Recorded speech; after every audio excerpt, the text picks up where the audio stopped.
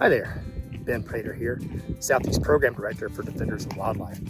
I'm out on the trail today here in the Shope Creek area of the Pisgah National Forest.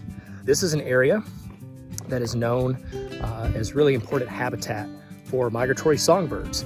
Like many of our public lands in the Appalachians, they provide an incredible reservoir and a stronghold for many species, many of which are rare and imperiled.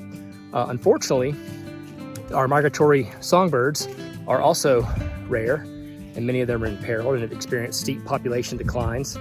And so what we're doing is we're actually out here. This is just one area of many where we're establishing monitoring sites using acoustic recorders that can passively survey the soundscape in these forests for us to determine if ceruleans and other important species are found in these places. And that data will help us answer some really important questions about conservation, where these species are, what habitats they need.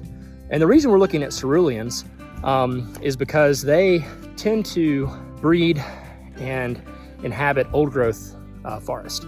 These are forests which are exceedingly rare here in the East, unfortunately, but those old growth forests are not just old trees. The old growth forests provide really important structure and species composition that really increases the chances of survival for ceruleans. And they'll spend their time here in the spring in their breeding habitat, but they also will migrate in the winter down to Central and South America. And by doing so, we have to think about addressing their threats across the continent.